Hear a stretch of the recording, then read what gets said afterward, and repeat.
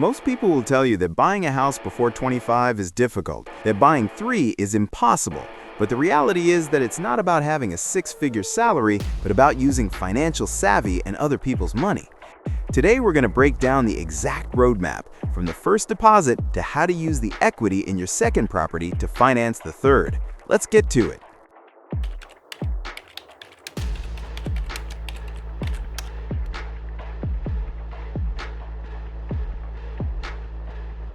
For your first home, your biggest enemy is the down payment. If you wait to save 20%, you'll reach 30 years old with nothing.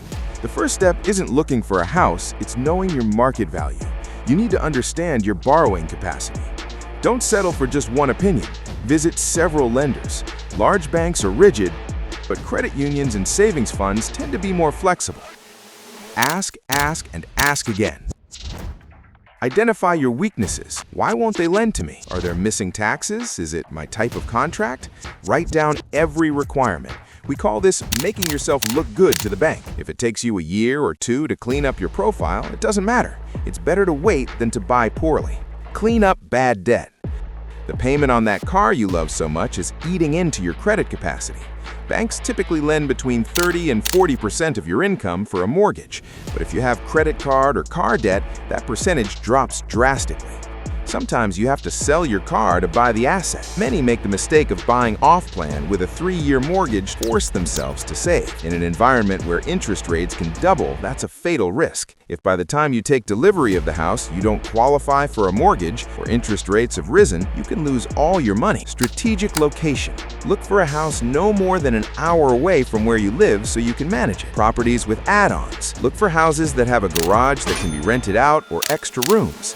If the property has 3 bedrooms and you only use one, the other 2 pay your mortgage. That's turning an expense into an asset. The strategy: house hacking. Buy a multi-family property or a house with several bedrooms with a low down payment loan, like FHA or first-time homebuyer assistance. The trick: you live in one bedroom and rent out the other 3. The goal here isn't to live in luxury, it's for your tenants to pay your mortgage. You live rent-free and save 100% of your salary for the next one. Buying a house near places people frequently need to go to and living close to those places, such as universities, could increase the likelihood of managing multiple rentals more easily. The millionaire's advice: how do you learn to invest? By investing. Go out. At first, everything will seem expensive or ugly, but it's the only way to train your eye. Look for second-hand properties that need minimal cosmetic repairs and are off the market so you can negotiate directly with the owner. You already have the first one, but now your savings capacity is greater because you're not paying a mortgage. For the second one, we're not going to save for another 2 years. We're going to use the BRRRR method. What does it mean? 1. Buy a house that needs repairs below market value. 2. Rehabilitate. Invest in paint, kitchen, and bathrooms to quickly increase its value. 3. Rent. Get a stable tenant. 4. Refinance. Here's the magic. You go to the bank, they appraise the house at its new, higher value, and you take out a loan based on that value. 5. Repeat. You take out the money you originally invested, the cash out, and use it for the next one. Don't trust what the seller says. Most exaggerate or lie.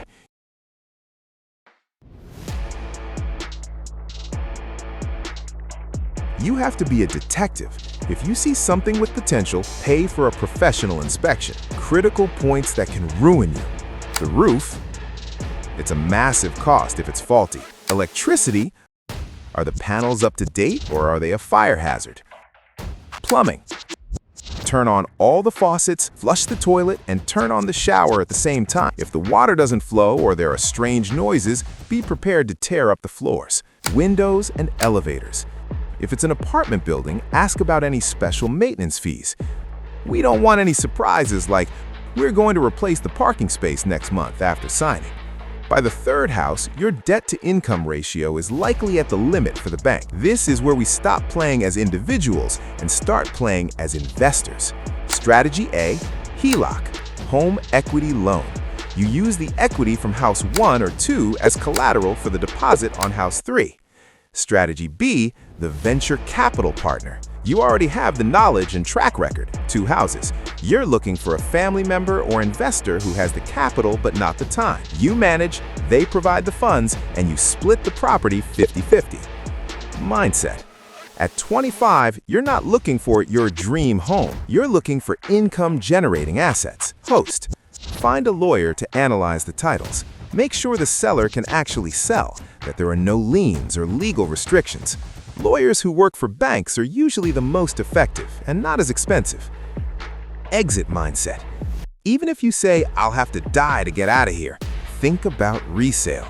Life is full of twists and turns. What you buy should be easy to rent and easy to sell. Research the rental prices of similar houses in the area, not what the seller tells you, but real market data. This sounds incredible, but listen up. It requires ironclad discipline, a flawless credit history, and being willing to live under construction for a while. But if you do it right, by age 25, you'll have a net worth that takes others 40 years to build. Buying a property every year isn't crazy, it's a task. I assure you that 99.9% of those watching this video can achieve it if they shift their mindset from short-term to long-term. Start today. Call, ask questions, save, and get ready. You have everything you need. You're just being held back by a misconception. See you in the next video. If you want more content like this, leave a comment and don't forget to subscribe.